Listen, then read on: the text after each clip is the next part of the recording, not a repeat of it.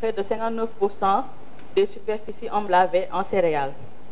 Nous savons aussi que le mil est central dans la consommation des ménages sénégalais, qu'ils soient urbains ou ruraux. Cette enquête-là porte sur les ménages urbains, mais il y a une autre enquête qui porte sur les ménages ruraux et les résultats sont en train d'être analysés. Aussi, le bon sens général nous dit que la consommation des céréales produites, par exemple, comme le mil, le sorgho, est de plus en plus tournée vers les produits transformés, c'est-à-dire les produits finis. Ça, c'est ce que nous croyons, c'est ce que nous pensons. Maintenant, est-ce que les données nous montrent cela? On verra par la suite. Et l'objectif de toutes les études sur le mil, dans le cadre du PAPA, c'est de rechercher des politiques commerciales qui vont favoriser la compétitivité de cette céréale-là. Et dans ce cadre, il est nécessaire de caractériser la demande pour identifier en fait tout ce qui est potentiel d'investissement dans la chaîne de valeur, mais aussi les futurs débouchés pour les transformateurs, par exemple, qui sont déjà présents. Donc l'enquête sur la consommation des ménages urbains est une enquête par sondage aléatoire qui avait une couverture nationale. La méthode d'échantillonnage, c'était à 2 degrés. Au premier degré, on a les villes et au deuxième degré, au premier degré des districts de recensement et au deuxième degré des ménages. La taille de l'échantillon, 2200 ménages, répartis sur 19 grandes villes du Sénégal, qui sont les 14 capitales régionales, plus Mbour, Touba, Pikine, Guédiawaye et Rufisque.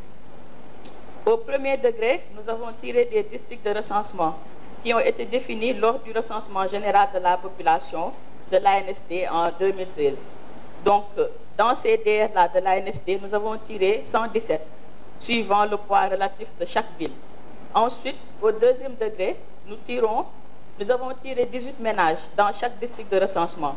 Et la contrainte était d'avoir au moins 50 ménages par ville. L'enquête a eu lieu entre février et mars 2017.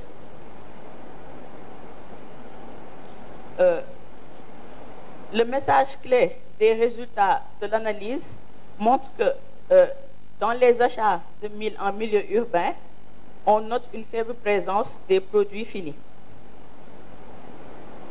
Ce tableau-là nous montre les dépenses des ménages, les dépenses annuelles des ménages en mil. Nous voyons que 14% des dépenses en mil vont aux 1000 grains bruts, 35% aux produits de la transformation primaire et 51% aux produits de la transformation secondaire. Les dépenses annuelles en mil à Dakar se chiffrent à 106 240 francs CFA.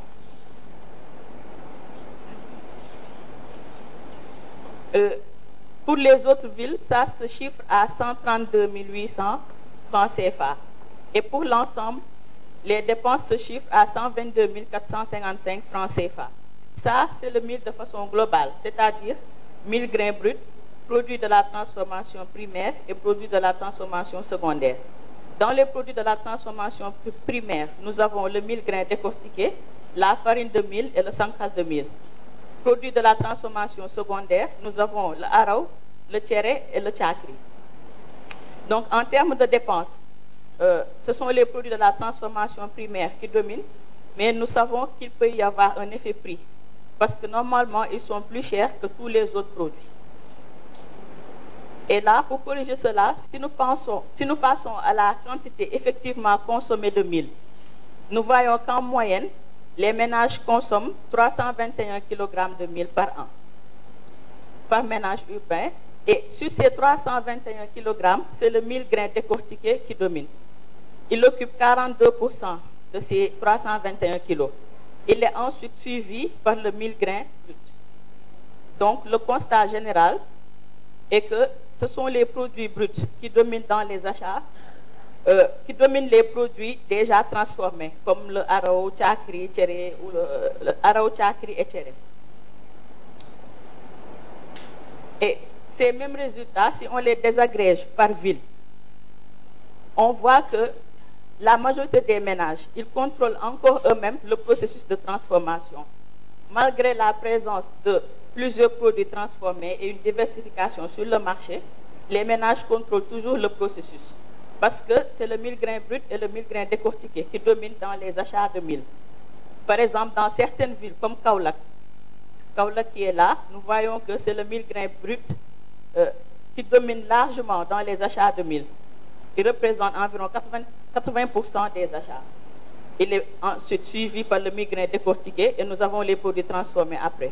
Ce constat est valable à Kaolack, Kaffrine, Diourbel et Thiès, qui sont les grands centres de production de mil, qui sont de grands centres de production, avec Fatick aussi bien sûr. Et ici aussi à Mbour, nous voyons mil grains décortiqués de mil. Partout, ce qu'on voit, c'est que les achats de produits transformés sont encore très faibles par rapport au constat général.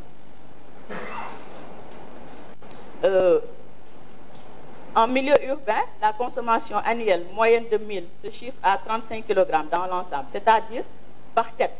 Dans la consommation des Sénégalais par tête en mil est de 35 kg et il y a une différence entre Dakar et le reste des villes.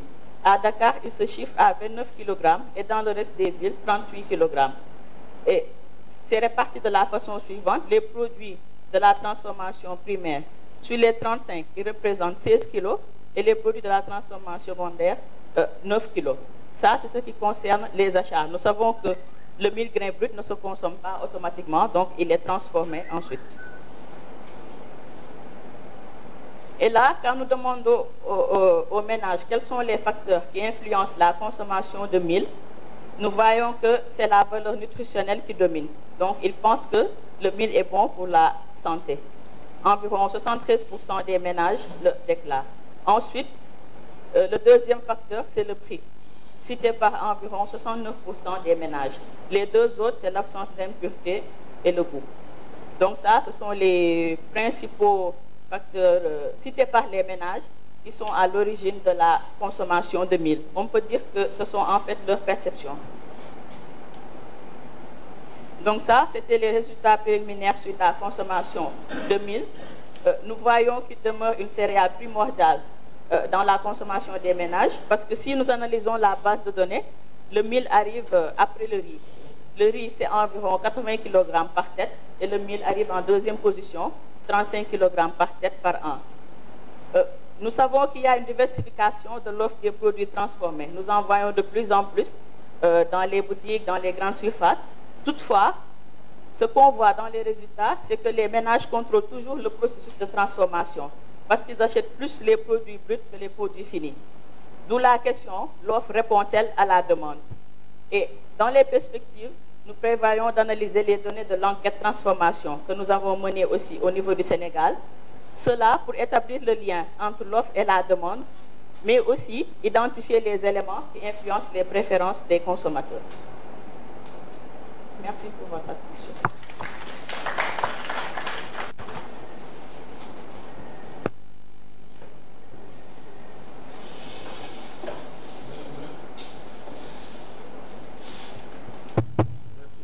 Vous avez entendu deux présentations qui ont traité à la fois l'accès aux semences, l'accès au matériel et le niveau d'accès.